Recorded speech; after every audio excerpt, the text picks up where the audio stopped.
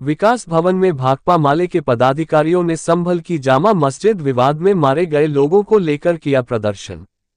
रायबरेली के विकास भवन परिसर में भारत की कम्युनिस्ट पार्टी मार्क्सवादी लेनिनवादी भाकपा माले दर्जनों पदाधिकारी ने उत्तर प्रदेश के संभल जनपद में हुई हिंसा में मारे गए लोगों को लेकर धरना प्रदर्शन किया है और यूपी सरकार पर गंभीर आरोप लगाए हैं। आपको बता दें कि विकास भवन परिसर में भाकपा माले दर्जनों पदाधिकारी ने उत्तर प्रदेश के संभल जनपद में हुई हिंसा को लेकर विरोध प्रदर्शन किया और जिलाधिकारी के माध्यम से राष्ट्रपति के नाम का ज्ञापन भी सौंपा गया।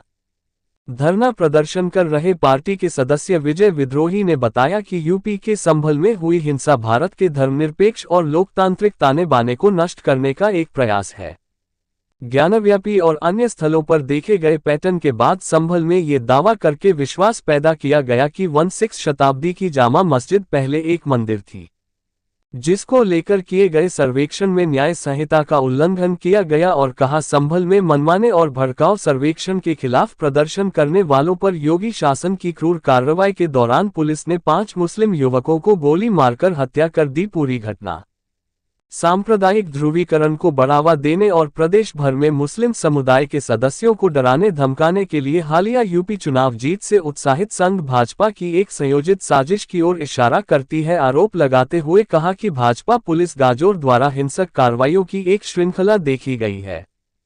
प्रदर्शन कर रहे लोगों की मांग है कि संभल हिंसा की जिम्मेदार योगी आदित्यनाथ सरकार को दंडित करे, अमित को न्याय मिले, 5 निर्दोष मुस्लिम युवाओं की मौत की जिम्मेदार पुलिस अधिकारियों के खिलाफ हत्या का मुकदमा दर्ज हो। ऐसी ही 7 मांगों को लेकर ये धरना प्रदर्शन किया गया और डीएम के माध्यम से राष्ट्रपति के नाम का ज्ञापन सौंपकर कार्रवाई किए जाने की मांग की गई है। रायबरेली से ब्यूरो चीफ शशिधर त्रिपाठी की रिपोर्ट। और किस वजह से जो है धरना प्रदर्शन हो रहा है? कम्युनिस्ट पार्टी माले की राज्य कमेटी का सदस्य मैं विजय विद्रोही आज संभल हिंसा के विरुद्ध, राज्य प्रायोजित संभल हिंसा के विरुद्ध पूरे प्रदेश के अंदर कम्युनिस्ट पार्टी माले के आह्वान पर प्रतिवाद प्रदर्शन हो रहे हैं। और रायबरेली में भी हम लोग वहाँ जो घटना हुई उसमें राज्य की जो भूमिका थी, पुलिस की जो भूमिका थी, उसके विरुद्ध हम लोग जो है यहाँ बैठकर प्रतिवाद कर रहे हैं। और यहाँ से भी हम लोग जुलूस बना करके जाएंगे और जिलाधिकारी कार्यालय पर जा करके और राष्ट्रपति महोदया को एक ज्ञापन देंगे। संभल में जो हुआ वो उसको समझना इसलिए बहुत ज़रूरी है कि सर जो है क्या मांगे हैं और संक्षेप में थोड़ा सा हमको बताइए। संभल में 11 बजे एक सुनवाई होती है, 11:30 बजे एक आदेश पारित होता है कि आप एक सर्वे करके लाइए और वो सर्वे 2 घंटे में आप पूरा करिए। और वो 2 घंटे में जो सर्वे पूरा करने का आदेश एक अदालत जारी करती है, जो सीनियर डिवीज़न सिविल जज संभल, वो तुरंत कमिश्नर की भी नियुक्ति हो गई और वो कमिश्नर साहब 2 घंटे के अंदर ही पुलिस फाटा लेकर के वहाँ जांच करने भी पहुँच गए। 50 साल से सिविल के मुकदमे लटके हुए हैं, उनमें आप एक आदमी को न्याय नहीं दे सकते हैं। रोज़ हत्या हिंसा हो रही है, गांव में लोग मारे जा रहे हैं, उनके घर द्वार ज़मीनें लोग कब्जा किए हुए हैं, वहाँ पर आपका न्याय और कानून नहीं चलता है। लेकिन एक मस्जिद का विवाद आया, एक मंदिर का सवाल उठाया तो 2 घंटे में सर्वे भी और कमीशन भी, ये पूरा सत्ता द्वारा प्रायोजित था।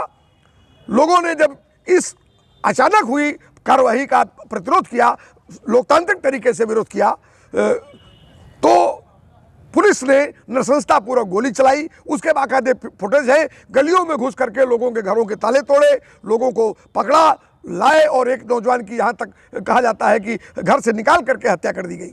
और ये जो पूरा मामला है ये राज्य प्रायोजित है। और ये कुंदरकी में जिस तरह से विधानसभा के चुनाव में भाजपा ने घोर बेईमानी की, उस बेईमानी को छुपाने के लिए और इस प्रदेश के अंदर निजीकरण का जो रथ चल रहा है, बिजली को बेचो, रोडवेज को बेचो, खाद्य निगम को बेचो, ये जो अभियान चल रहा है, इससे डाइवर्ट करने के लिए एक नया प्रकरण लेकर के आई है और उसमें निरीहों को बलि का बकरा बनाया जा रहा है। हम लोग उसकी जांच सुप्रीम कोर्ट के वर्तमान जज से कराने की मांग करते हुए वहाँ के पीड़ितों को न्याय दिए जाने के लिए इकट्ठा हुए हैं। अगर आपकी मांगें नहीं पूरी हुई तो आगे की क्या रणनीति? हमारी रणनीति ये है कि ये आंदोलन दरअसल में सरकार राज्य प्रायोजित जो हिंसा है, सरकार जो है धार्मिक उन्माद पैदा करने के लिए इस तरह के विवाद पैदा करती रही है, और जनता के जन आंदोलनों के जरिए ही इसको रोका जा सकता है। और हम लोगों की रणनीति है कि हम लोग सरकार के खिलाफ, उसकी नाकामियों के खिलाफ, जो रोटी रोजगार की जो सवाल है, निजीकरण का जो सवाल है, आरक्षण का जो सवाल है, इनको खत्म करने की जो उसकी कोशिशें हैं, संविधान के पर जो उसका हमला है, इसके खिलाफ आंदोलनों को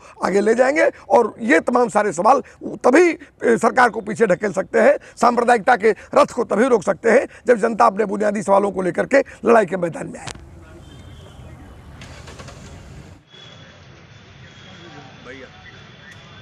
नहीं नाम से नहीं ना, पर जितना हमेशा चाचा कहीं